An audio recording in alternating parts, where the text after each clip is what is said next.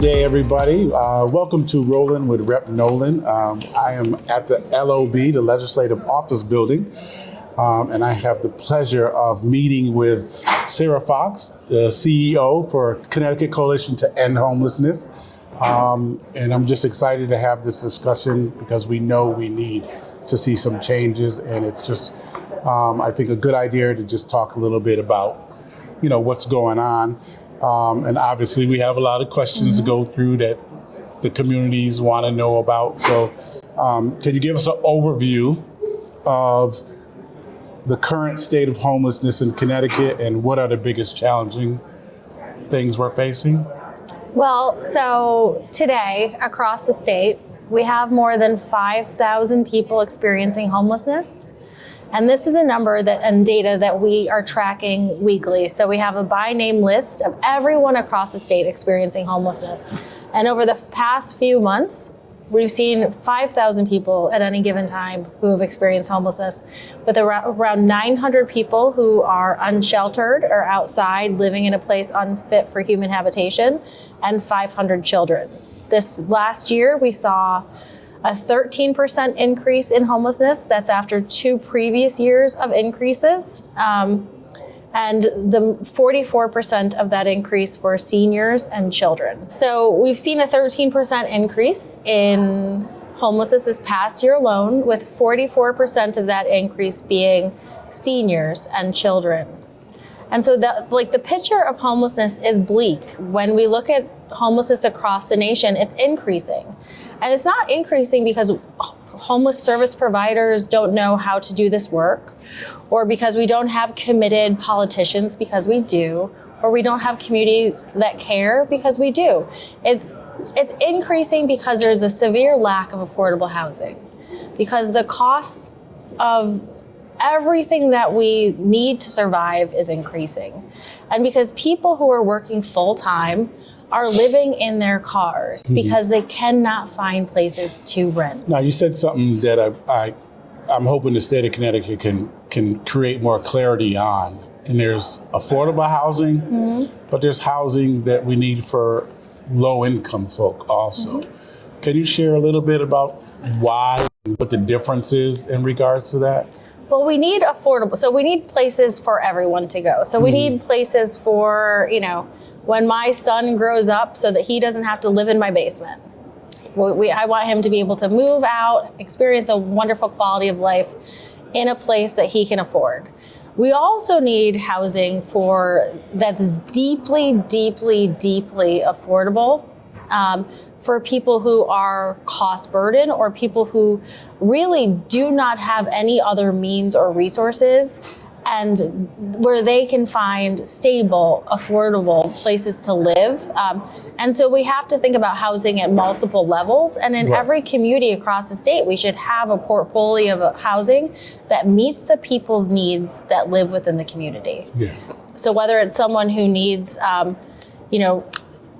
deeply subsidized housing and may need a housing voucher, may need Section 8, we need to ensure that's available. We also need to ensure that we have places for people who are working 40 hours a week but need a place to call home that fits within their budget. What we don't want is people making choices between medicine and food and housing. Yes, yeah. And that's where the concern grows. Yes. Because we are having people that are having to decide if they're going to buy medication or use it towards a place to live. And the same with food, the lack of people being able to have their cabinets full with nutritious foods that are out there. But when you look across the nation, and when you look at other countries and at homelessness and increases in homelessness, they directly correlate with low rental vacancies, increasing rent costs. Right. And so as we've moved towards a much more, it's like housing is a financial commodity. And as we have moved on that trajectory in the past few years, we have seen our ability to house decrease exponentially. So in New London and in Eastern Connecticut, years ago, Always Home, which is a provider that we work with really closely, They were closing shelter. They closed the mass shelter because we were doing so well in our work on family homelessness. And when someone became homeless, we had the housing resources to move them into housing. We did it collaboratively through our CAN system. Today, the challenge is that if you become homeless, you will remain homeless. Mm-hmm. It's not as easy to find places to move people to. And so that's something that we really have to deal with as a society, as a state, which is how do we actually ensure that we have housing that meets people's needs?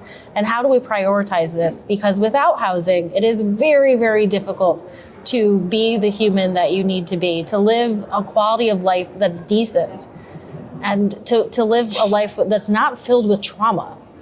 Yeah.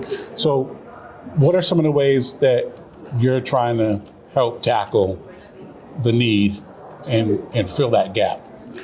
Well, we're trying to ensure that we have a homeless response system. And when I say homeless response system, what I mean is a system of care. So, when people get sick, they go to emergency rooms. When people experience a housing crisis, they come and they need a homeless response system that can assist them where they're at. So whether it's, we have the resources as a state to ensure we can prevent homelessness before it begins, because no one should be becoming homeless if we can possibly keep them housed. If a person, family, youth, senior falls into homelessness, we should be able to have organizations that are equipped to deal with that crisis.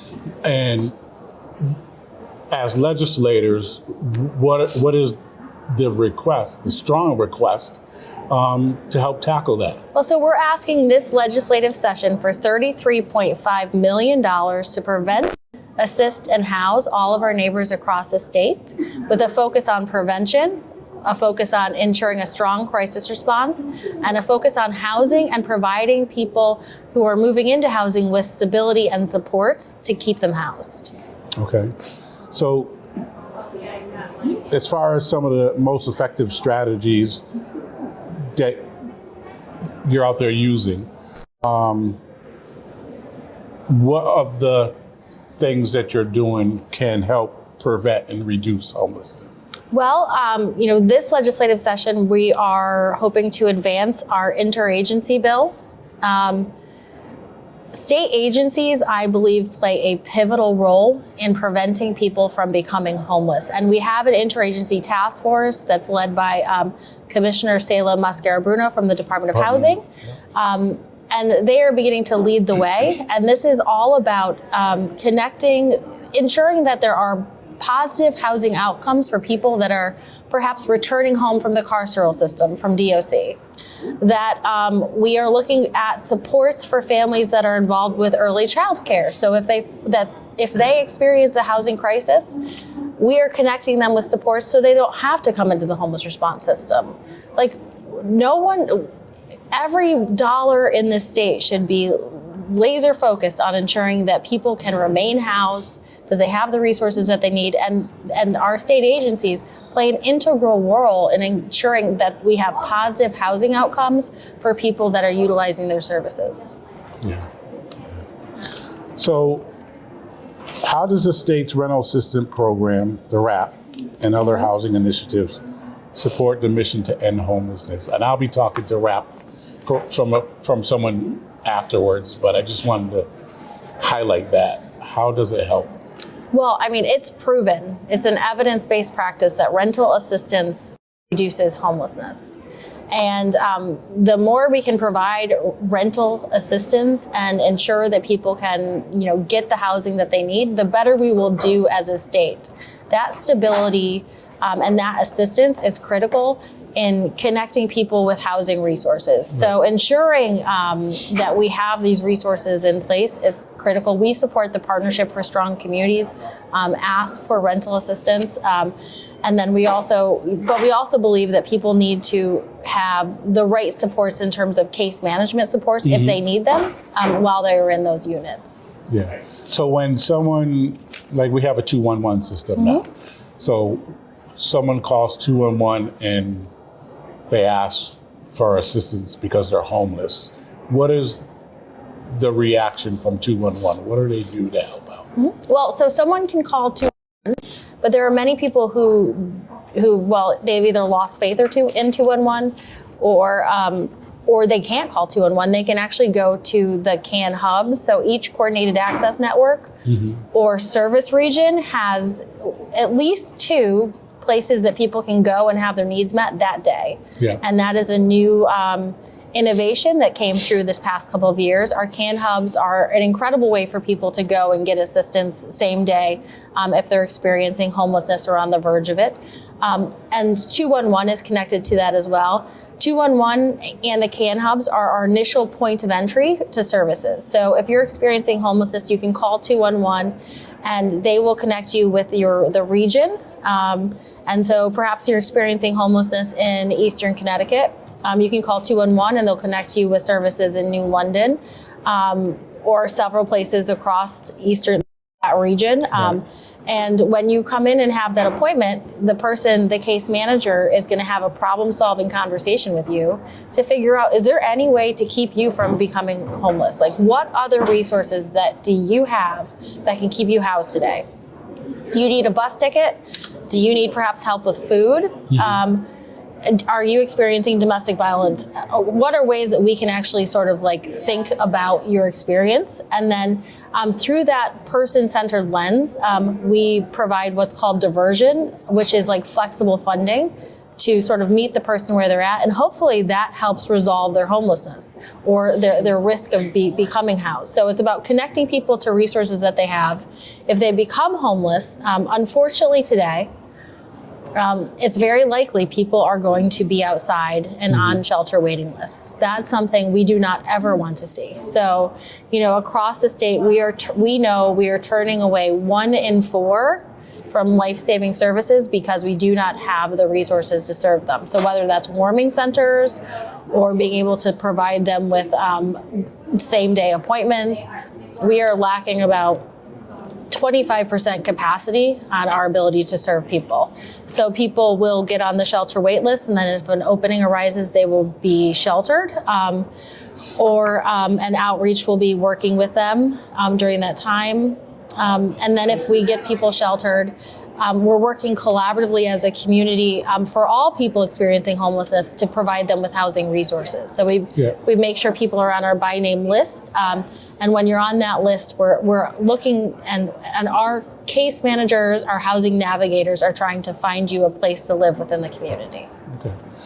So as a final question from me, how can residents, businesses, and community leaders get involved in supporting solutions to end homelessness? So the first thing is, in order for this to actually to take flight, this legislative session, everyone needs to call the governor's office and say we need $33.5 million to prevent, assist, and house all of our neighbors across the state. Yeah.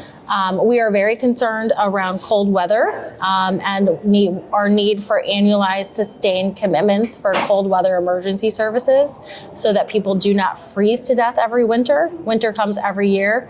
And so calling the governor, talking to your legislator and saying, we need ongoing sustained commitments. We need $33.5 million. And of that, we also need to ensure we have annualized cold weather in the state budget year after year after year, so that we can navigate the cold and ensure people don't freeze to death, and just get involved, help out, be part of the conversation around the need for more housing options for people across the state. Yeah. So if someone wanted to connect with you and find out a little bit more about your organization, how would they do that? They can go to www.cceh.org, and they'll find out all the information there. Okay. Well, you've heard it from Sarah Fox, and we're trying to get people to understand how to tackle and how to help fight the homeless issues that Connecticut has. As you heard, we're looking for $33 million to take care of some of the issues that we're having. And that's just a little fraction of what we need. So we're asking you to reach out to your legislators. For those in New London, obviously you can reach out to me. But we need the state of Connecticut to get involved. and provide us with the funding that is necessary to take care of homeless. Sarah, thank you so much for being with us today. Thanks for having me.